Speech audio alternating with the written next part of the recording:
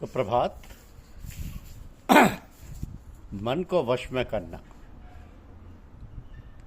मन को वश में करना, यह हमारी आज की आध्यात्मिक चर्चा का विषय है। जो मनुष्य बुद्धि द्वारा शुद्ध हो जाता है वो अपने आप को सत्व गुण में अधिष्ठित कर लेता है। इस प्रकार वह मन को वश में करके सदैव समाधि में रहता है,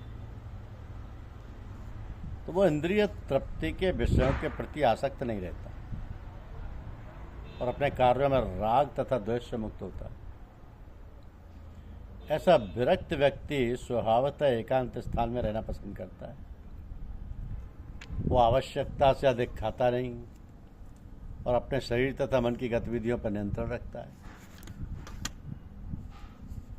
वो मिथ्या अहंकार से रहित होता है क्योंकि वह अपने को शरीर नहीं समझता, ना ही वह अनेक भौतिक वस्तुएं स्वीकार करके शरीर को स्थूल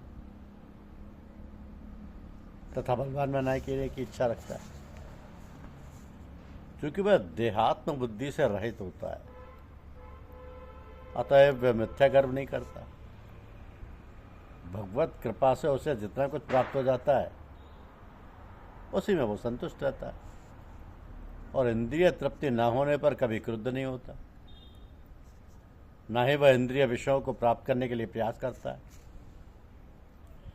इस प्रकार जब वह मिथ्या अहंकार से पूर्णतः मुक्त हो जाता है तो वह समस्त भौतिक वस्तुओं से विरक्त बन जाता है और यही ब्रह्म की आत्म साक्षात्कार अवस्था है। यह ब्रह्मभूत अवस्था कहलाती है। जब मनुष्य देहात्म बुद्धि से मुक्त हो जाता है तो वह शांत हो जाता है और उसे उत्तेजित नहीं किया जा सकता। जो मनुष्य इच्छाओं के अनवरत प्रवाह से विचलित नहीं होता, जिस प्रकार नदियों के जल के निरंतर प्रवेश करते रहने और सदा भरते रहने पर भी समुद्र शांत रहता है, उसी तरह केवल वह शांति प्राप्त कर सकता है। वो नहीं जो ऐसी इच्छाओं की तुष्टि के लिए निरंतर उद्योग करता रहता है। इस प्रकार जो दिव्य पद पर स्थित है वो तुरंत पर ब्रह्म का अनुभव करता है और पूर्णतः प्रसन्न हो जाता है। वो ना तो कभी शोक करता है, ना किसी वस्तु की कामना करता है और प्रत्येक जीव पर संभाव रखता है। उस अवस्था में वो शुद्ध भक्ति को प्राप्त करता है। निर्विशेषवादी के लिए ब्रह्मभूत अवस्था प्राप्त करना अतः ब्रह्म से तदाकार होना परम लक्ष्य होता है। लेकिन साकारवादी शुद्ध भक्त को इससे भी आगे चलकर शुद्ध भक्ति में प्रवृत्त होना होता है। इसका अर्थ यह हुआ कि जो भगवत भक्ति में रत है वो पहले ही मुक्ति की अवस्था, जिसे ब्रह्मभूत या ब्रह्म से तादात्म्य कहते हैं, प्राप्त कर चुका होता है। परमेश्वर या परब्रह्म से तदाकार हुए बिना कोई उनकी सेवा नहीं कर सकता। परम ज्ञान होने पर सेव्य तथा सेवक में कोई अंतर नहीं कर सकता। फिर भी उच्चतर आध्यात्मिक दृष्टि से अंतर तो रहता ही है। देहात्म बुद्धि के अंतर्गत जब कोई इंद्रिय तृप्ति के लिए कर्म करता है तो दुख का भागी होता है, लेकिन परम जगत में शुद्ध भक्ति में रत रहने पर कोई दुख नहीं रह जाता। कृष्ण भावना भावित भक्त को ना तो किसी प्रकार का शोक होता है और न आकांक्षा होती है। चूँकि ईश्वर पूर्ण है, अतः ईश्वर में सेवारत जीव भी कृष्ण भावना में रहकर अपने में पूर्ण रहता है। वह ऐसी नदी के तुल्य है जिसके जल की सारी गंदगी साफ कर दी गई है। क्योंकि शुद्ध भक्त में कृष्ण के अतिरिक्त कोई विचार नहीं उठते, अतः वह प्रसन्न रहता है। वो ना तो किसी भौतिक क्षति पर शोक करता है, ना किसी लाभ की आकांक्षा करता है, क्योंकि वो भगवत भक्ति से पूर्ण होता है।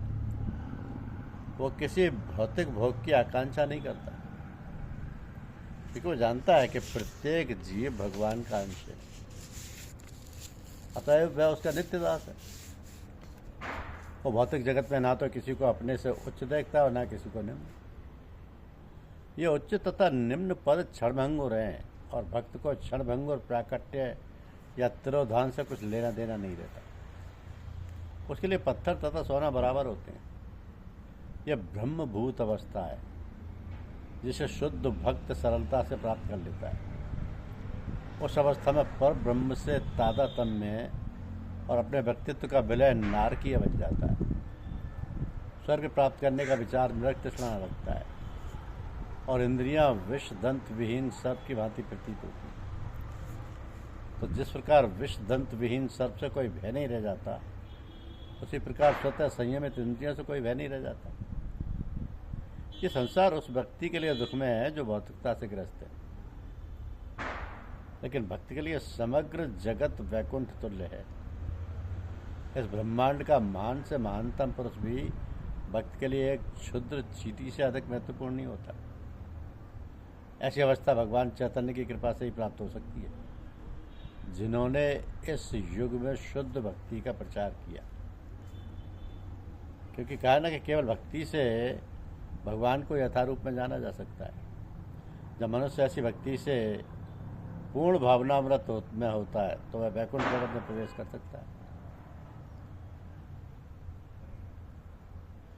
यदि कोई व्यक्ति भगवान को समझना चाहता है तो उसे शुद्ध भक्ति के पथ प्रदर्शन में शुद्ध भक्ति ग्रहण करनी होती है। अन्यथा भगवान संबंधी सत्य या तत्व उससे सदा छिपा रहेगा। भगवान सबके